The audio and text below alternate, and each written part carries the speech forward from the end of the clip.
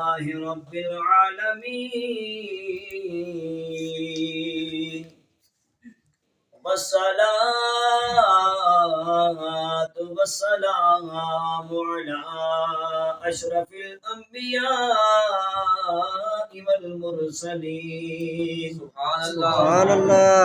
أما بعد فأعوذ بالله من الشيطان الرجيم بسم الله الرحمن الرحيم ورفعنا لك ذكرك صدق الله مولانا العظيم وصدق رسوله النبي الكريم الأمين الرؤوف الرحيم إن الله وملائكته يصلون على النبي يا أيها الذين آمنوا صلوا عليه وسلموا تسليما اللهم صل على سيدنا ومولانا محمد وبارك وسلم وصل عليه الصلاة والسلام عليك يا رسول الله وعلى آلك وأصحابك يا سيدي يا حبيب الله الصلاة والسلام عليك يا سيدي يا نبي الله وعلى آلك وأصحابك يا سيدي يا نور الله. کہتے ہیں جو میرے آقا علیہ الصلوۃ والسلام پر ایک بار درود پاک پڑھتا ہے، ایک فرشتہ ہے جس کا ایک پر مشرق میں ہے اور ایک پر مغرب میں ہے. جب کوئی میرے آقا پر درود پاک پڑھتا ہے وہ فرشتہ سمندر کے اندر غوطہ لگاتا ہے، غوطہ لگا کر باہر نکلتا ہے، اپنے پروں کو جھنجھوڑتا ہے، اس کے پروں سے پانی کے جتنے قطرات ٹپکتے ہیں اللہ ہر قطرے سے ایک فرشتہ بناتا ہے جو اس درود پاک پڑھنے والے کے لیے قیامت تک استغفار کرتے رہتے ہیں. سبحان اللہ.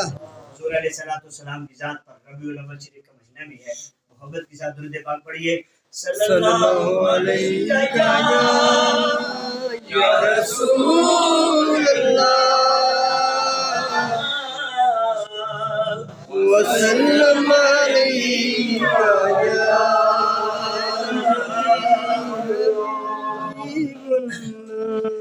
تسی آئے تکھڑ پیا بہار آیا رسول اللہ تسی آئے تکھڑ پیا بہار آیا رسول اللہ کم از کم یا رسول اللہ کی تو صدا بلند ہونی چاہیے. تسی آئے تکھڑ پیا بہار آیا رسول اللہ. کچھ آواز اونچی کر لیں. تسی آئے تکھڑ پیا بہار آیا رسول اللہ.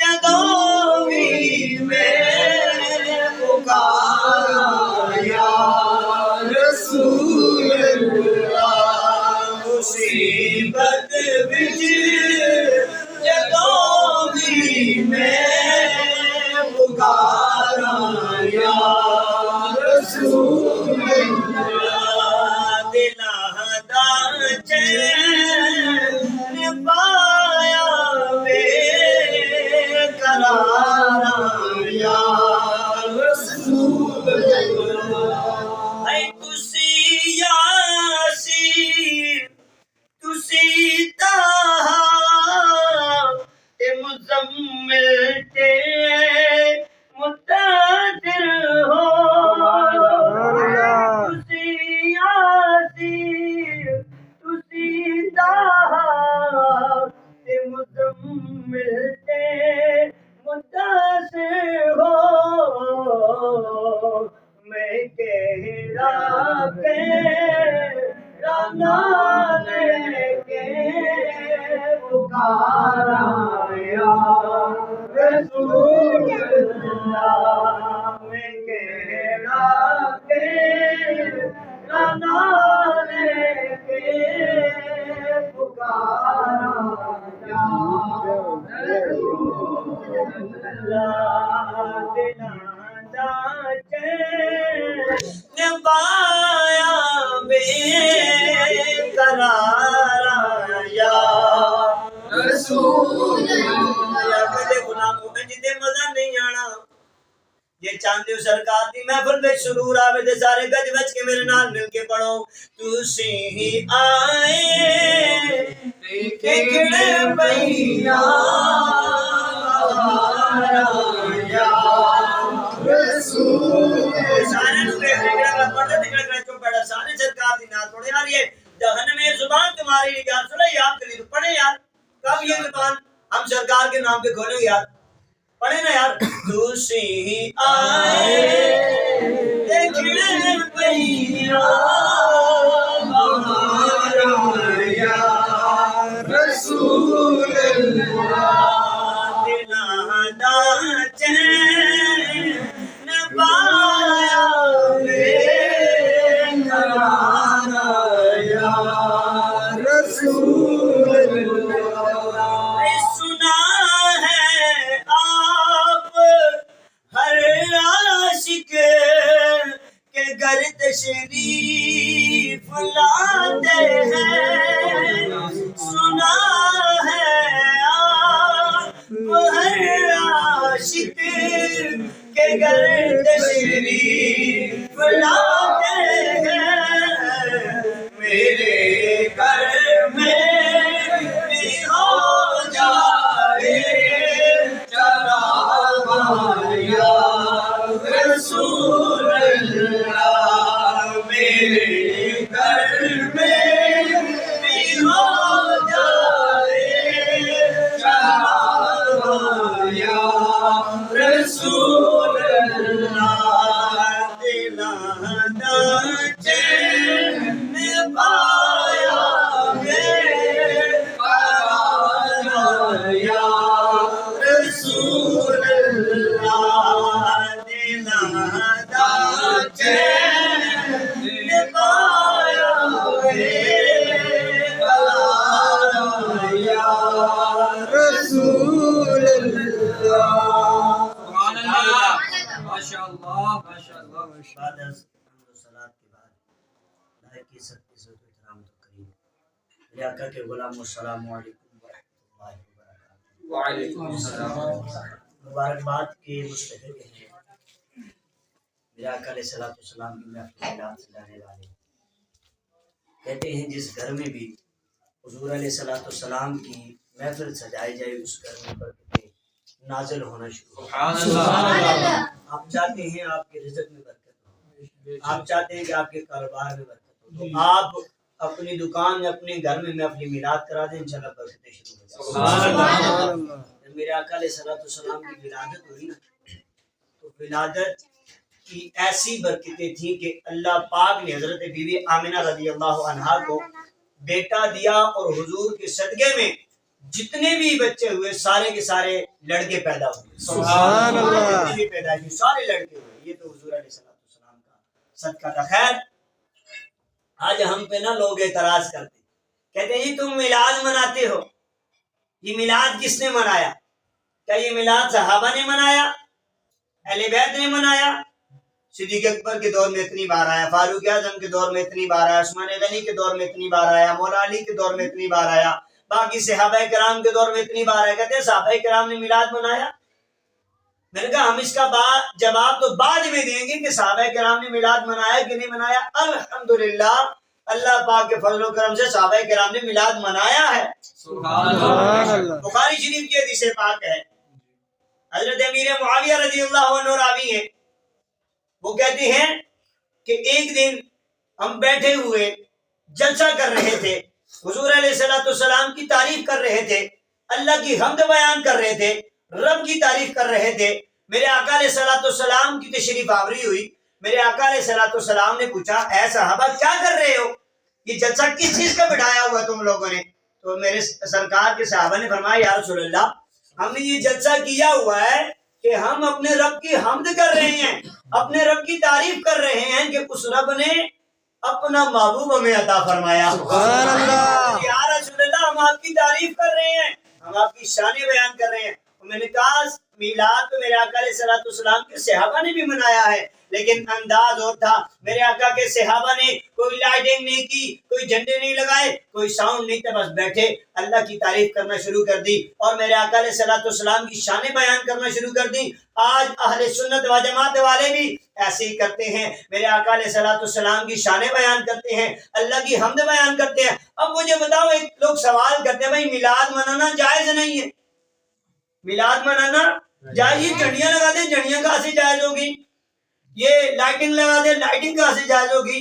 تو مجھے بڑا دکھ ہوتا ہے، ذرا اس بات کو دل کے کانوں سے سنیے گا۔ یہاں کتنی شادیاں ہوتی ہیں پاکستان کے اندر، کتنے گھروں پہ لائٹنگ لگتی ہے، کبھی کسی نے اعتراض کیا؟ میں کہتا ہوں مجھے بتاؤ کس صحابی نے لائٹنگ لگا کر شادی کی تھی؟ تو کوئی نہیں ثابت کر سکتا۔ تو جب صحابہ نے لائٹنگ لگا کے شادی نہیں کی تو تم لائٹنگ کیوں لگاتے ہو؟ اب تم اپنے لیے لائٹیں لگاؤ تب جائز، ہم سرکار کے لیے لگائیں تو نہ جائز ہو جاتا ہے۔ اور یہ ہاکی اسٹیڈیم میں ان کا پیچھے مولوی آیا تھا، سب کو پتا ہے، مولانا فضل الرحمان صاحب آئے تھے۔ اب ان کے نام پر جھنڈے لوگ لے کے آئے، اب ایک مولانا فضل الرحمان کے پیچھے لوگ جھنڈے لے کے آئے، اب مولوی صاحب کے پیچھے لوگ جھنڈے لے کے آئے تو ان کے لیے جھنڈے لائیں جائز، ان کے لیے جلوس نکالیں جائز، ان کے نام کا جلسہ تو جائز، جب میرے آقا علیہ السلام کے نام کا جلسہ تو ناجائز ہو جاتا ہے۔ یار عجیب منطق ان لوگوں نے بنائی ہوئی ہے۔ اور مجھے ایک بات بتا دیں، یہ اصول بتا دیں کہ قرآن میں کہاں ہے، حدیث میں کہاں ہے، کسی عالم کا کسی محدث کا قول دکھا دیں کسی نے یہ لکھا ہو کہ بھائی وہی کام کرنا ہے جو صحابہ کرام نے کیا ہے، وہ نہیں کرنا جو صحابہ کرام نے نہیں کیا، کوئی نہیں دکھا سکتا بھائی۔ پھر یاد رکھیے گا تین چیزیں ہیں اسلام کے اندر، تین چیزیں ہیں۔ پہلی چیز وہ جس کا اللہ اور اس کے رسول نے کرنے کا حکم دیا وہ ہم نے کرنا ہے، دوسری چیز وہ جس کا اللہ اور اس کے رسول نے منع فرما دیا ہم نے اس سے رک جانا ہے، تیسری وہ چیز جس کا اللہ اور اس کے رسول نے نہ حکم دیا ہے نہ ہی منع فرمایا ہے، اگر وہ اسلام کی مخالفت میں نہیں ہے، اس سے دین کا نقصان نہیں ہوتا تو وہ چیز جائز ہو جاتی ہے۔ نہیں تو اگر یہ اسی کلیوں کو لیں گے بھائی جو کام صحابہ نے کیا وہ کرنا چاہیے، اس کے علاوہ کوئی نہیں کرنا چاہیے، پھر تو یہ بچتے ہی کوئی نہیں ہے، تو سارے دوست ہی ہیں۔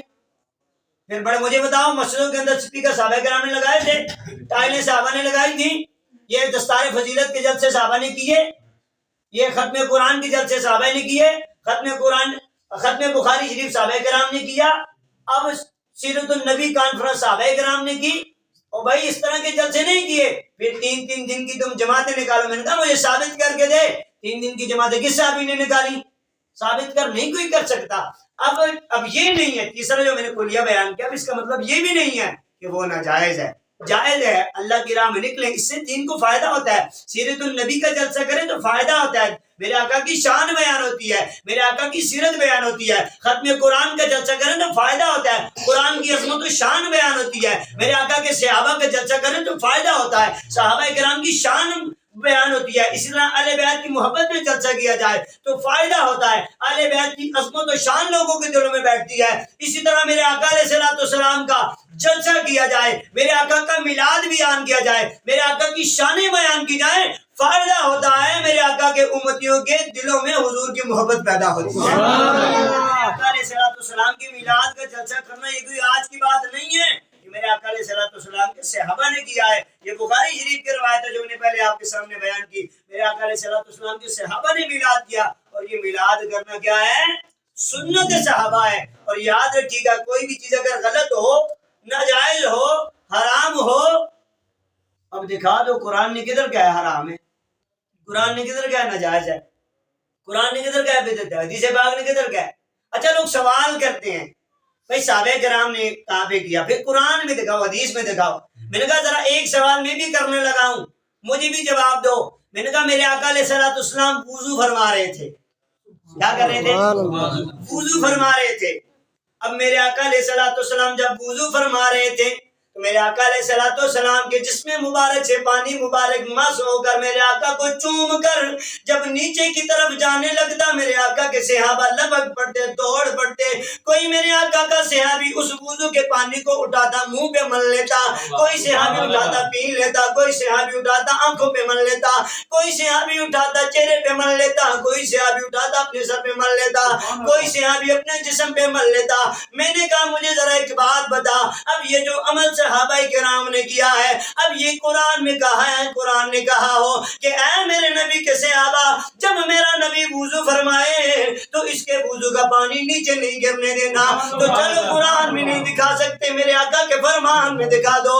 میرے آقا نے کہا ہے کہ اے میرے صحابہ, جب میں وضو کرنے لگوں تو میرے وضو کا پانی نیچے نہیں گرنے دینا, اس کو اٹھا لینا ہے, تبرک سمجھ لینا ہے, برکت سمجھ لینا ہے, پی لینا ہے, آنکھوں پہ مل لینا ہے. میں نے کہا بتا میرے آقا کے صحابہ کو حضور علیہ السلام نے کہاں پہ اس بات کی تلقین فرمائی اور نہیں فرمائی. قرآن نے نہیں کہا, میرے مصطفیٰ کے فرمان نے نہیں کہا, لیکن میرے آقا علیہ السلام کے صحابہ کی یہ محبت ہے جو حضور علیہ السلام سے کر رہے تھے.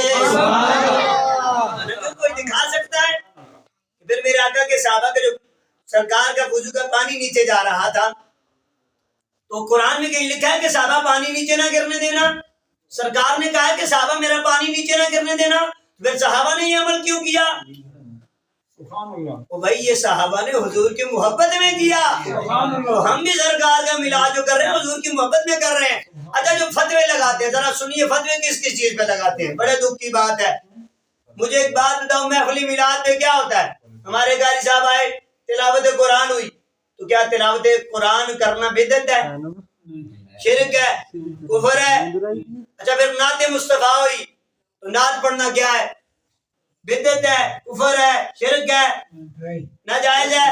اس کے بعد کیا ہو رہا ہے, بیان ہو رہا ہے, رب کی شان بیان ہو رہی ہے, حضور علیہ السلام کی شان بیان ہو رہی ہے, تو کیا یہ شرک ہے, بدعت ہے, ناجائز ہے, حرام ہے کچھ؟ بھئی سب کچھ تو جائز ہی ہو رہا ہے. اچھا اینڈ میں کیا ہوگا, دعا, تو دعا ناجائز ہے. اس کے بعد کیا ہوگا, لنگر ناجائز ہے. تو پتہ چلا اس سارے میلاد کے اندر جو کچھ ہوتا ہے سب کچھ جائز ہے. ہاں اس کو کہنے والا ناجائز کہنے والا خود ناجائز ہو سکتا ہے, میرے مصطفیٰ کا میلاد ناجائز نہیں ہو سکتا.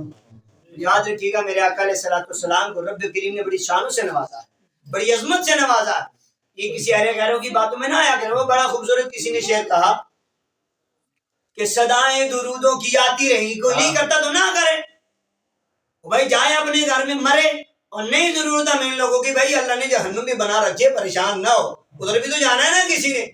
ہاں جی, وہ شاعر کہتا ہے صدائیں درودوں کی آتی رہیں گی, صدائیں درودوں کی آتی رہیں گی, جنہیں سن کے دل شاد ہوتا رہے گا. اے خدا اہل سنت کو آباد رکھے, میرے آقا کا میلاد ہوتا رہے گا. سرکار کی آمد, آقا کی آمد, آقا کی آمد, حضور کی آمد, نور کی آمد. کوئی لوگوں کی ضرورت ہی نہیں ہے. اور میرے آقا کے میلاد مصطفیٰ کے چرچے کرنے والے اہل سنت زندہ ہیں, اور انشاءاللہ قیامت تک میرے آقا علیہ السلام کا چرچا ہوتا رہے گا, ذکر ہوتا رہے گا. رب نے قرآن کے اندر فرما دیا وَرَفَعْنَا لَكَ ذِكْرَكَ، اے محبوب ہم نے آپ کے لیے آپ کی شانوں کو بلند فرما دیا ہے۔ یہ قیامت تک میرے آقا علیہ الصلوۃ والسلام کی شان بیان ہوتی رہے گی، اس کے بعد بھی بیان ہوتی رہے گی۔ تو کسی اہل غیروں کی باتوں میں نہ آنا، اپنے گھر میں محفل سجائیں۔ اور پھر میں یہ بھی عرض کر دوں، اب یہ نہیں ہے، شاہ عبدالحق محدث دہلوی رحمۃ اللہ تعالی علیہ فرماتے ہیں میلاد وہ ہے کہ کسی بھی محفل کے اندر کسی بھی جگہ جہاں میرے نبی کی تعریف بیان کی ہے اسے محفل میلاد کہا جاتا ہے۔ اور پھر میں یہ بھی کہنا چاہوں گا، ہمارے بھائی نے محفل میلاد کرائی، مجھے نام نہیں آتا ان کا، کہ بھائی ہم بندے تھوڑے ہیں، لنگر کا تھوڑا اہتمام ہوا ہے، تھوڑے سے لوگ ہیں، بغیر ساؤنڈ کے میلاد چل رہا ہے، وہ تو سنو ذرا، سرکار کی بارگاہ میں بڑا لنگر نہیں دیکھا جاتا، بڑی عوام نہیں دیکھی جاتی، بڑا مولوی نہیں دیکھا جاتا، سرکار کی بارگاہ میں اخلاص دیکھا جاتا ہے۔ شاہ عبدالحق محدث دہلوی رحمۃ اللہ تعالی علیہ فرماتے ہیں جو اخلاص کے ساتھ میرے مصطفیٰ کے میلاد پہ 11 روپے کے چنے بھی دے دینا تو وہ بھی سرکار کی بارگاہ میں قبول ہو جاتا ہے۔ خیر اللہ پاک ہمیں حضور علیہ الصلوۃ والسلام کا میلاد ذوق و شوق کے ساتھ منانے کی توفیق عطا فرمائے۔ کسی ارے غیرے کی باتوں میں نہ آنا، یہ بات فتنی ہے، دعا کریں اللہ پاک ہمیں فتنوں سے بچائے۔ میرے رب کریم نے میرے آقا علیہ الصلوۃ والسلام کو بڑی عظمتوں سے بڑی شانوں سے نوازا ہے۔ میرے آقا علیہ الصلوۃ والسلام کو جو چیزیں رب نے عطا کی، رب نے ان کا ذکر قرآن کے اندر ارشاد فرمایا۔ میرے رب کریم نے حضور علیہ الصلوۃ والسلام کی جس ادا کی باری آئی تو رب نے اس کو بھی قرآن کے اندر بیان فرمایا۔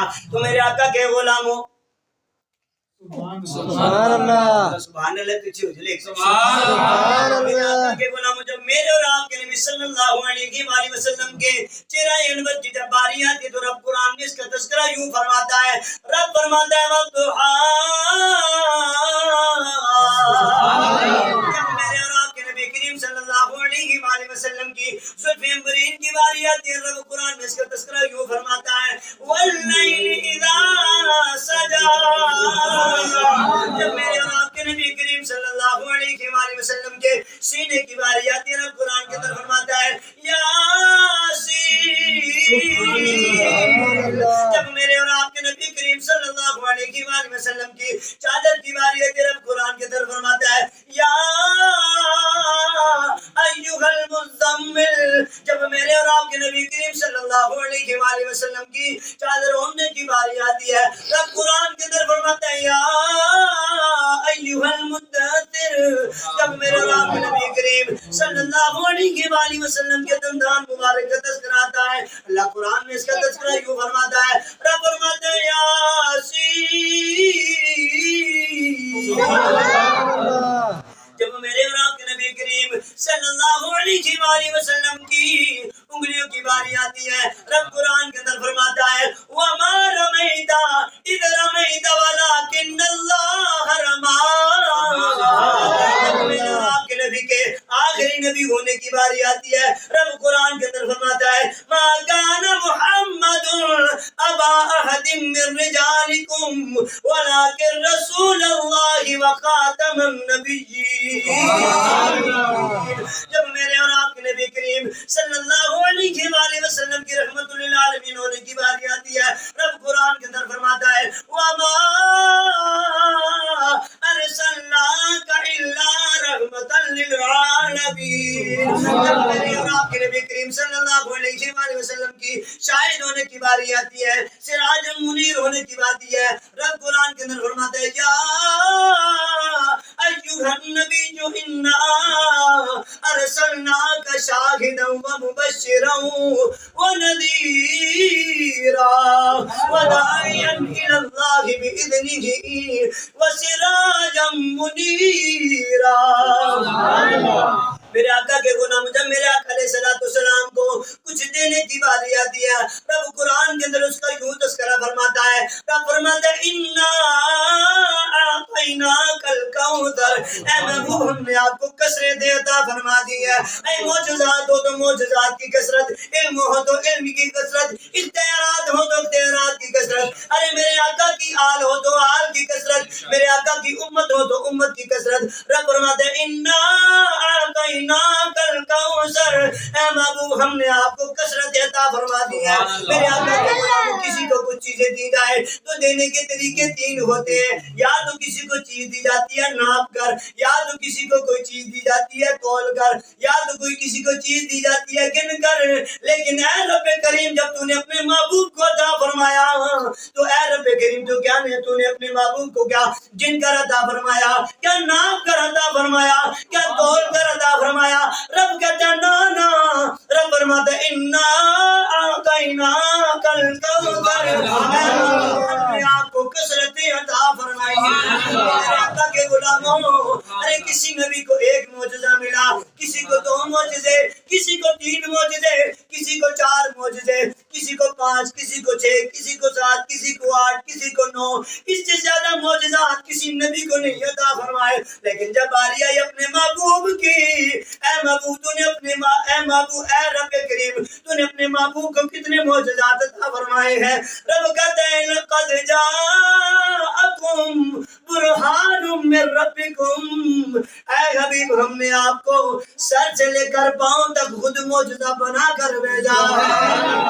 سرکار کی آمد، آقا کی آمد، حضور کی آمد، پر نور کی آمد۔ مرحبا میرے آقا کے غلاموں، اب ذرا آگے سنیے، میرے آقا کی شان ایسی ہے۔ ارے میرے آقا کے سامنے غیر مسلم لوگ آگے، دوسرے اہل کتاب آگے، وہ کہنے لگے ہم اللہ کے دوست ہیں۔ کیا کہنے لگے؟ ہم اللہ کے دوست ہیں۔ اے نبی ہم آپ کو نہیں مانتے، ہم ڈائریکٹ رب کے دوست ہیں۔ تو رب کریم نے یہ آیت نازل فرما دی۔ رب نے کہا قل ان کنتم تحبون اللہ فاتبعونی یحببکم اللہ۔ اے محبوب آپ ان سے کہہ دیجئے کہ اے میرے بندو، اگر مجھ سے محبت کرنے کا دعویٰ رکھتے ہو تو پھر تم میرے محبوب کی اتباع کرو، میرے محبوب کی غلامی کرو۔ اے رب کریم جب یہ تیرے محبوب کی اتباع کریں گے، غلامی کریں گے، پھر ملے گا کیا؟ رب فرماتا ہے یحببکم اللہ، میں اپنا محبوب بنا لوں گا۔ سبحان اللہ، سبحان اللہ۔ اب یہ بڑی شانیں ہیں میرے آقا علیہ السلام کی۔ پھر نبی کریم قرآن کے اندر ایک اور مقام پر ارشاد فرماتا ہے لَقَدْ كَانَ لَكُمْ فِي رَسُولِ اللَّهِ أُسْوَةٌ حَسَنَةٌ، کہ میرے آقا کی زندگی تمہارے لیے بہترین نمونہ ہے۔ آؤ ذرا میرے آقا کے غلاموں بیان کے اختتام کی طرف میرے آقا کی شان ایک اور بیان کرتا چلوں۔ اب ذرا سنو، رب کریم نے اپنی توحید کا اعلان بھی یوں فرمایا۔ رب نے یہ نہیں کہا کہ میں رب ایک ہوں، بلکہ جب اپنی توحید کی بھی جب باری آئی تو رب نے یوں کہا قل، سبحان اللہ، سبحان اللہ۔ بات ہی نہیں سمجھا، آپ ترجمہ سے نہیں پڑھ گئے۔ رب نے کہا قل، رب نے خود نہیں کہا کہ اے میرے بندوں میں اللہ ایک ہوں، میری عبادت کرو، نہ نہ، رب نے جب اپنی توحید کی بھی جب باری آئی، رب فرماتا ہے قل، اے محبوب تم کہو هو اللہ احد، کہ میں اللہ ایک ہوں۔ اللہ کے غلاموں، رب نے جب اپنی توحید بھی بیان کی نا تو تب بھی کہا محبوب آپ کہیں میں اللہ ایک ہوں۔ سبحان اللہ۔ تم میرے آقا علیہ السلام کی شان کے بارے میں باتیں کرتے ہو، میلاد کے بارے میں باتیں کرتے ہو۔ میرے بریلی کے تاجدار اعلیٰ حضرت تڑپے سبحان اللہ۔ اور تڑپ کے انہوں نے یہ اشعار کہے۔ اب میرے اعلیٰ حضرت تو وہ ہے نا جو کسی کی سمجھ میں ہی نہیں آ سکتے، اور میرے اعلیٰ حضرت کے اشعار کسی کی سمجھ میں نہیں آ سکتے۔ میرے اعلیٰ حضرت نے تو ایک ایک شعر میں 4 حدیثیں بیان کرتی۔ سبحان اللہ۔ جب میرے اعلیٰ حضرت اتنی شان میرے نبی کریم صلی اللہ علیہ وسلم کی بیان کرتے رہے، جب کر کر کے اینڈ میں پہنچے نا تو پتہ ہے کیا کہتے ہیں؟ کہتے ہیں اے رضا خود صاحب قرآن ہے مداح اللہ، سبحان اللہ۔ اعلیٰ حضرت جیسا کوئی عاشق رسول تھا ہی نہیں۔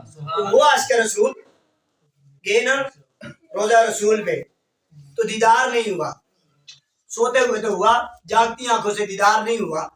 تو اب اپنے اعلیٰ حضرت نے یہ شعر پڑھا، وہ کہنے لگے وصوح لال ہزار تیرے دن اے بہار پھرتے ہیں، وصوح لال ہزار پھرتے ہیں، تیرے دن اے بہار پھرتے ہیں، لاکھوں قدسی ہیں معمورے خدمت پر، لاکھوں گردے مزار پھرتے ہیں۔ اور اعلیٰ حضرت فرماتے ہیں کوئی تیری بات کیوں پوچھے رضا، کوئی تیری بات کیوں پوچھے رضا، تجھ سے شیدا ہزار پھرتے ہیں۔ جب اعلیٰ حضرت نے یہ شان مصطفیٰ نے یہ جب اشعار پڑھے نا، اپنی عاجزی بھی پیش کی، یا رسول اللہ مجھے دیدار نہیں ہو رہا، تو کہنے لگے یار میرے جیسے تو ہزاروں پھرتے ہیں، مجھے کیا دیدار ہوگا۔ جب ایسی تمنا کی نا تو پھر حضور علیہ السلام نے جاگتی آنکھوں سے اعلیٰ حضرت کو اپنا دیدار کرا دیا۔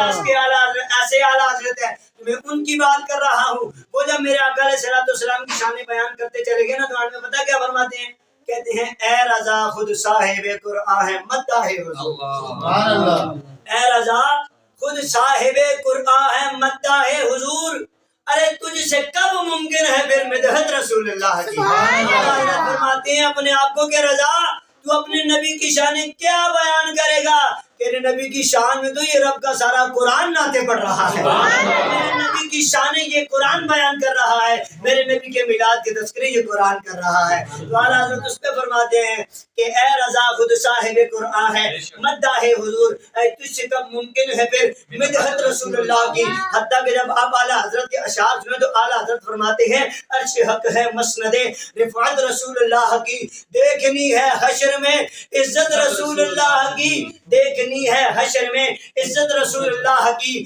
قبر میں لہرائیں گے تا حشر چشم نور کے، جلوہ فرما ہوگی جب طلعت رسول اللہ کی۔ اعلیٰ حضرت فرماتے ہیں تجھ سے اور جنت سے کیا مطلب، نجدی دور ہو ہم رسول اللہ کے، جنت رسول اللہ کی۔ اعلیٰ حضرت فرماتے ہیں، اعلیٰ حضرت فرماتے ہیں میرے اعلیٰ حضرت حضور علیہ السلام کی شان میں کلام کر دیتے ہیں، کمال کر دیتے ہیں۔ وہ فرماتے ہیں وہ کمال حسن حضور ہے کہ گمان نقص جہاں نہیں، یہ بھول خار سے دور ہے، یہ شمع ہے کہ دھواں نہیں۔ اعلیٰ حضرت فرماتے ہیں میرے آقا کی ایسی شان ہے، میرے آقا کا ایسا حسن ہے جو گمان میں بھی نہیں آ سکتا، اور میرے آقا علیہ السلام ایسا روشن چراغ ہے جس کا دھواں نہیں ہے، میرے آقا ایسے پھول ہیں جس کے ساتھ کانٹا کوئی نہیں ہے۔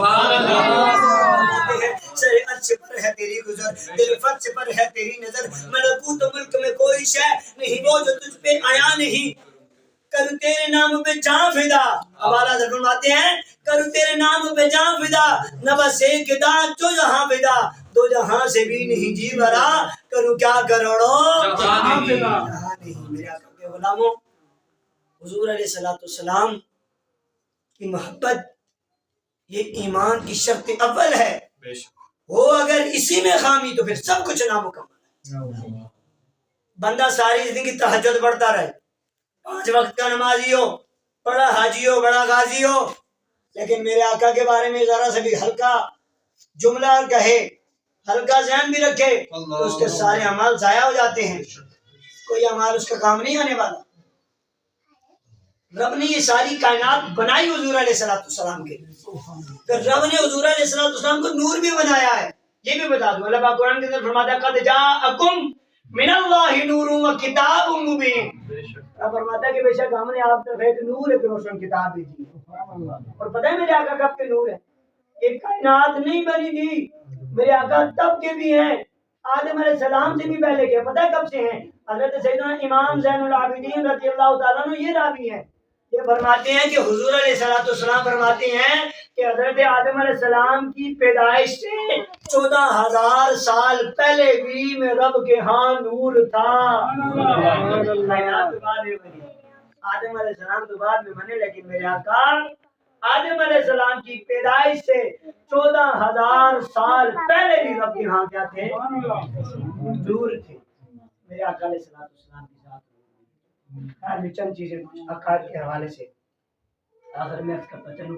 میرے آقا علیہ السلام کے پاس علم غیب بھی ہے، کیا ہے جی، علم غیب بھی ہے، اور علم غیب پتہ ہے کیسا ہے، ایسا علم غیب ہے جس غیب کے علم کا رب کو تو پتہ ہے لیکن رب کے علاوہ کسی اور کو پتہ نہیں، وہ والا علم غیب ہے، وہ نہیں ہے کہ جو رب کو بھی نہیں پتہ معاذ اللہ، ٹھیک ہے۔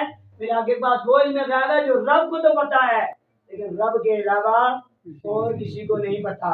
اب میرے آقا کو رب نے علم غیب عطا فرمایا، اب کچھ لوگ کہتے ہیں سرکار پاس علم غیب نہیں ہے، میں نے کہا یار کمال کے بندے، تم کہتے ہو ہم ہیں اہل قرآن، ہم ہیں اہل حدیث ہیں جی، میں نے کہا کبھی قرآن پڑھ تو صحیح نا حضرت، لوگوں کو تلقینیں کرتے پھرتے ہیں جی ترجمہ پڑھ لیں کسی کی بات کا، میں نے آپ ٹھیک بتائیں، میں نے کہا ترجمہ ہی پڑھ لو، اللہ پاک قرآن کے اندر نہیں فرماتا کہ یہ نبی غیب بتانے میں بخیل نہیں ہے. بات سمجھنے کی جی. میں ان کا کہوں یہ پیسے دینے میں بخیل نہیں ہے, تو پیسے ہیں جتا میں بیان نہ دینے میں بخیل نہیں, کیا میں ہمیں بھی آگدا. اسی طرح اللہ حضور علیہ الصلوۃ والسلام اور انبیاء کے بارے میں فرماتا ہے کہ نبی غیب بتانے میں بخیل نہیں ہے. تو اس کا مطلب ہے علم غیب ہے تو تب بخیل نہیں ہے بتانے میں. پھر رب کریم قرآن میں ایک اور جگہ ارشاد فرماتا ہے کہ اللہ اپنے غیب پر کسی کو مطلع نہیں فرماتا, اپنا غیب کسی کو نہیں بتاتا سوائے اپنے پسندیدہ رسولوں کو. سبحان اللہ. تو بتائیں میرے آقا رسول ہے کہ نہیں, نبی ہے کہ نہیں؟ تو میرے آقا کو رب کریم نے غیب کا علم عطا فرمایا. تو میرے آقا علیہ الصلوۃ والسلام حاضر و ناظر بھی ہیں. کیا ہیں؟ حاضر و ناظر بھی ہیں. اب حاضر و ناظر کا بھی عقیدہ سمجھیں. حاضر کا مطلب ہے قبر کے اندر زندہ اللہ کا رزق کھاتے ہیں, اللہ کی عبادت کرتے ہیں, اللہ کی دی ہوئی عطا سے جہاں جانا چاہیں جا سکتے ہیں. جیسے حضرت موسیٰ علیہ السلام قبر کے اندر کھڑے ہو کر جب میرے آقا معراج پہ حضرت مسجد حرام سے مسجد اقصیٰ جا رہے تھے, تو کیا دیکھا موسیٰ علیہ السلام قبر میں کھڑے ہو کر کیا کر رہے تھے؟ نماز پڑھ رہے تھے. تو انبیاء اپنی قبور کے اندر زندہ ہوتے ہیں, اللہ کا رزق کھاتے ہیں, اللہ کی عبادت کرتے ہیں اور اللہ کے حکم سے جہاں جانا چاہیں جا سکتے ہیں. موسیٰ علیہ السلام چوتھے آسمان پر گئے کہ نہیں گئے 50 نمازوں سے 5 کروانے کے لیے؟ تو یہ موسیٰ علیہ السلام نے تو مدد بھی فرمائی. پتہ چلا انبیاء اپنی قبور میں زندہ بھی ہوتے ہیں, اللہ کا رزق بھی کھاتے ہیں, اللہ کی عبادت بھی کرتے ہیں, اللہ کی دی ہوئی طاقت سے جہاں جانا چاہیں جا بھی سکتے ہیں اور اللہ کی عطا سے امداد بھی فرماتے ہیں. اس لیے اللہ حضرت فرماتے ہیں نا, کون دیتا ہے دینے کو منہ چاہیے, دینے والا ہے سچا. مان کے تو دیکھیں حضور علیہ الصلوۃ والسلام دینے والے بھی ہیں. ایسے حاضر و ناظر ہے میرے آقا علیہ الصلوۃ والسلام. جسمانی طور پر ہر جگہ حاضر و ناظر نہیں ہے, یہ چیز ذہن میں رکھیے گا. جسمانی طور پر ہر جگہ حاضر و ناظر نہیں ہے, روحانی طور پر ہر جگہ حاضر و ناظر ہے. باقی جو حاضر و ناظر کا عقیدہ ہے وہ یہ ہے کہ سرکار اپنی قبر کے اندر حاضر ہیں. ٹھیک ہے, حاضر کا مطلب ہے موجود, زندہ ہیں, اللہ کا رزق کرتے ہیں, اللہ کی عبادت کرتے ہیں, اللہ کی دی ہوئی عطا سے طاقت سے جہاں جانا چاہیں جا سکتے ہیں, امداد بھی کرتے ہیں اور فرما سکتے ہیں. اور پھر اگلی بات, ناظر کیسے ہیں, دیکھ کیسے رہے ہیں؟ میرے آقا علیہ الصلوۃ والسلام اپنی قبر منور کے اندر سے ساری کائنات کو ایسے مشاہدہ فرما رہے ہیں جیسے ہاتھ کی ہتھیلی نظر آ رہی ہے. سبحان اللہ. میرے سرکار فرماتے ہیں کہ اللہ کریم نے یہ ساری کائنات کو ازل سے لے کر ابد تک میرے لیے ایسے عیاں فرما دیا جیسے یہ میرے ہاتھ کی ہتھیلی. سبحان اللہ. ایک روایت میں ایسے جیسے ہاتھ پر رائی کا دانہ نظر آتا ہے, میں ایسے ساری کائنات کو دیکھ رہا ہوں. میرے سرکار ایسے اس ساری کائنات کا مشاہدہ فرما رہے ہیں. میرے آقا کے غلاموں, میرے آقا علیہ الصلوۃ والسلام کی ذات نور بھی ہے, بشر بھی ہے. میرے آقا کے پاس علم غیب بھی ہے, اختیارات بھی ہیں. اور یاد رکھیے گا, دیکھیے ہم میلاد کرتے ہیں لیکن ایک ضروری درد والی باتیں ہیں, ہم میلاد والے کی نہ سیرت نہیں اپناتے. میلاد تو کرتے ہیں, میلاد والے مصطفیٰ کی سیرت نہیں اپناتے. اس پہ ہم ذرا ہم کتنے نمازیں پڑھتے ہیں یار, ہم دعویٰ کرتے ہیں غلامی رسول کا, غلام ہے رسول کے غلام ہے. غلامی رسول میں موت بھی قبول ہو نہ جو اس کے مصطفیٰ تو. اچھا پہلے کیا ہوا, غلامی رسول میں موت بھی ہے. عاشق غلامی رسول میں موت قبول ہے لیکن 5 وقت کی نماز قبول نہیں. کیسی عاشقی یار, کیسا محبت کرتا ہے. غلامی رسول میں موت قبول ہے لیکن چہرے پر ایک پوچھی داڑھی قبول نہیں ہے یار. غلامی رسول میں موت قبول ہے لیکن سرکار کے دین کے لیے آگے نکلنا, آگے جانا قبول نہیں ہے. کیسی محبت ہے. میں آپ کو ایک واقعہ سناتا ہوں, خدا کی قسم یہ جب واقعہ ہم سنتے ہیں تو میری چیخیں نکل پڑتی ہیں. حضور علیہ الصلوۃ والسلام ہم سے کتنی محبت فرماتے ہیں اور ہم نے اس محبت کا کیا صلہ دیا, غور تو کریں. میرے آقا علیہ الصلوۃ والسلام کیسی محبت ہم سے فرماتے ہیں, غور سے سنیں گا. آخری چند باتیں کہتے ہیں کہ میرے آقا علیہ الصلوۃ والسلام کی پیدائش ہوئی, پیدا ہوئے تب کی زبان پر یہی تھا, یا رب حبلی امتی, یا رب حبلی امتی. ہمیں یاد ہے, دنیا میں رہے ہمیں یاد ہے. ظاہری وفات ہوئی, قبر میں جب رکھا جا رہا تھا میرے آقا کو, میرے آقا کے ہون مبارک جنبش فرما رہے تھے. تو ایک صحابی کہتے ہیں میں جب کان قریب کر کے سنا نا تو سرکار اس وقت بھی یہی کہہ رہے تھے, یا رب حبلی امتی. حضرت انس رضی اللہ عنہ راوی ہیں, وہ پوچھتے ہیں یا رسول اللہ میں اگر قیامت کے دن آپ کو ڈھونڈنا چاہوں تو آپ کہاں ملیں؟ میرے آقا علیہ الصلوۃ والسلام نے کہا کہ انس پل صراط پہ آ جانا، میں رب سلم کہہ کر اپنی امتیوں کو پل صراط پہ چلا کہا یا رسول اللہ وہاں بھی نہ ملے، کہا حوض کوثر کے جام پہ آ جانا، وہاں میں اس گرم زمین پر اس گرم دن میں اپنے گنہگار امتیوں کو آب کوثر کے جام بھر بھر کے پلا رہا ہوں۔ کہنے لگے یا رسول اللہ وہاں بھی نہ ملے تو پھر کہاں ہوں؟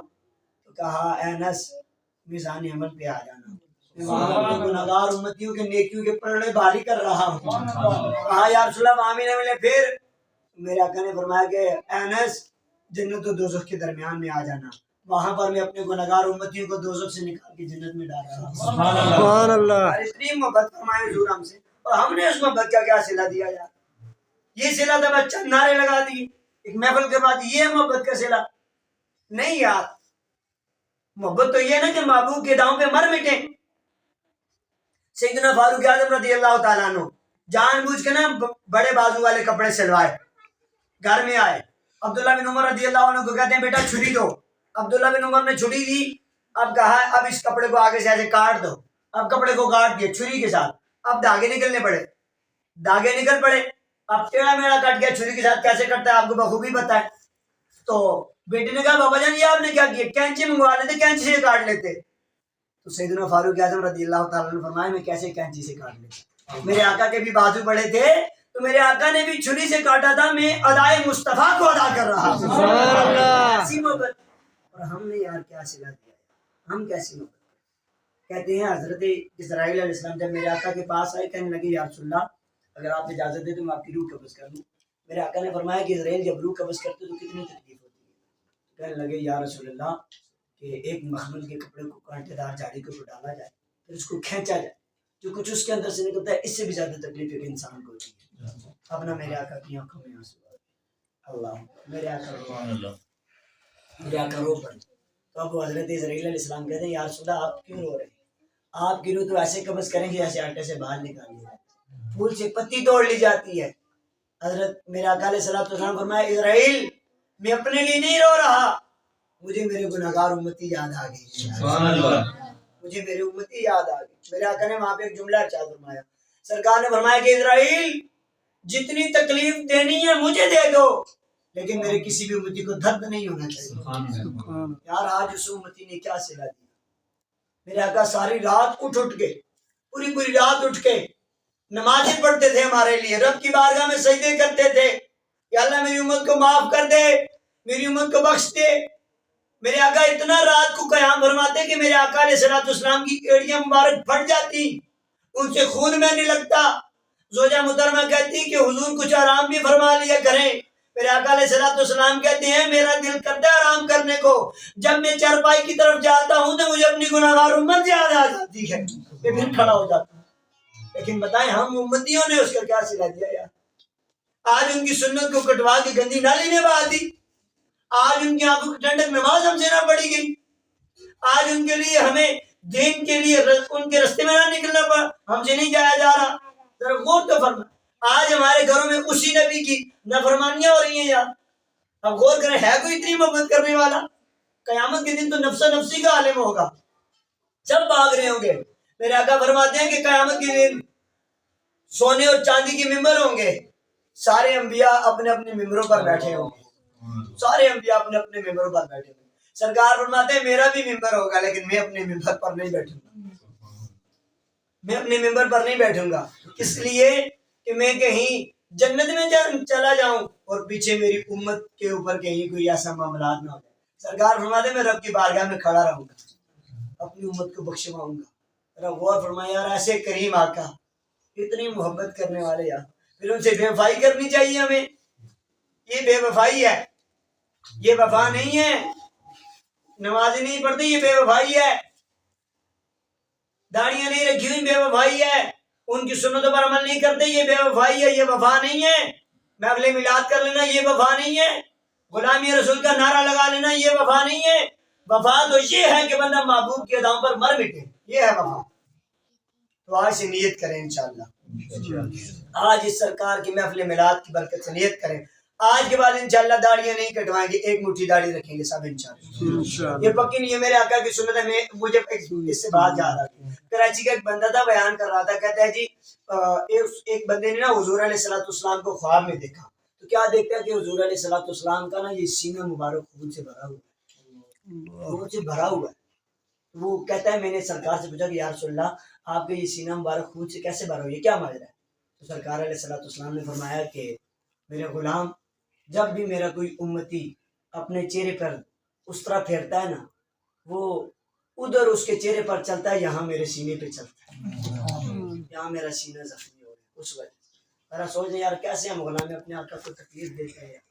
آج سے نیت کر لیں انشاءاللہ آج کے بعد ہم داڑھی نہیں کٹوائیں گے, ایک مٹھی داڑھی رکھیں گے.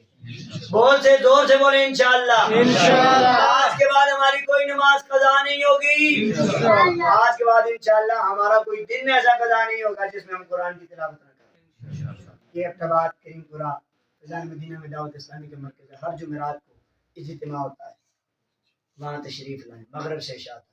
یار اس اجتماع میں یہی ذہن بنے, یار عمل کر کے جائیں, یہی کامیابی. میں کہتا ہوں جب قبر میں جائیں نا تو شیر کہنا کہ قبر میں سرکار آئیں تو میں قدموں میں گروں, گر فرشتے بھی اٹھائیں تو میں ان سے یوں کہوں, اب تو پائے ناز سے میں اے فرشتوں کیوں اٹھوں, مر کے پہنچا ہوں یہاں اس دل کے واسطے. میں تو کہتا ہوں میرا یہ وجدان, میرا دل کہتا ہے, ہم ویسے نہیں ہیں, دعا کرتے ہیں مولا ہمیں ویسا بنا.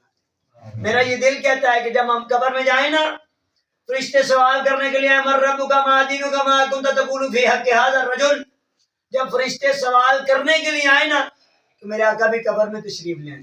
میرے آقا فرمائے وہ فرشتوں سے سوال نہ کرو, میرا غلام آیا ہے. دل کب کہے کہ جب ہم ان کی اداؤں پہ عمل تو کریں نا یار, ان کی اداؤں کو دیوانہ وار اپنائے نا یار, پھر اپنے چہرے سرکار جیسے بنائے نا یار, تب ان کی آنکھوں کی ٹھنڈک نماز پڑھے نا, اپنے ماں باپ کی فرما برداری کرے نا یار, اپنے گھر والوں کے ساتھ اچھا سلوک کرے نا یار, اللہ اور اس کے رسول کی نافرمانی سے بچے نا یار, پھر انشاءاللہ ہماری دنیا کی بھی کامیابی ہے, آخرت کی بھی کامیابی ہے. میلاد کا اصل مقصد ایک ہی تھا کہ لوگ اللہ اس کے رسول کی طرف چل پڑے. ایک ہی میلاد کا مقصد. میلاد کا مقصد یہ نہیں تھا کہ ہم نے میلاد کیا, نعرے لگائے, نعتیں پڑھی, لنگر پکائے, لوگوں کو کھلایا, نام بڑا کیا, نہیں, میلاد کا یہ مقصد نہیں تھا. میلاد کا مقصد یہ تھا کہ ہم اللہ اور اس کے رسول کی طرف جائیں, لیکن دکھ کے ساتھ ہم اللہ اور اس کے رسول سے دور ہوتے جا رہے ہیں, دنیا کے پیچھے بات. خدا را سے نکلی, اپنے آپ کو حضور علیہ السلام کے قدموں میں ڈال لیجیے, انشاءاللہ دنیا میں بھی کامیابی ہے, آخرت میں بھی کامیابی ہے. رب کریم کی بارگاہ میں دعا کرتا ہوں اللہ پاک مجھے آپ کو عمل کرنے کی توفیق عطا فرمائے. میں ایک بار پھر مبارکباد دوں گا جن لوگوں نے یہ محفل میلاد سجائی ہے حضور علیہ السلام کی. اللہ پاک اس کی برکت سے آپ کے گھر بار میں, کاروبار میں, اور جتنے آئے ہیں سب کے جان میں, مال میں, کاروبار میں عزت فرمائے. لیکن یار درس یہی ہے یار, زندہ رہو تو ایسے کہ ہر شخص احترام کرے, مرو تو ایسے کہ تمہیں دشمن بھی سلام کرے. اس طرح کی اپنی زندگی گزارو. ڈاکٹر اقبال نے ایک اصلاحی شعر بھی کہا تھا کہ عمل سے بنتی ہے جنت بھی جہنم, یہ خاکی اپنی فطرت میں مجبوری ہے. تو یار عمل کی طرف, عبادت کی طرف, اللہ اور اس کے رسول کی فرما برداری کی طرف, انشاءاللہ دونوں جہاں کی کامیابی مل جائے گی. رب کریم کی بارگاہ میں دعا ہے اللہ پاک عمل کرنے کی توفیق عطا فرمائے. رب علینا السلام علیکم.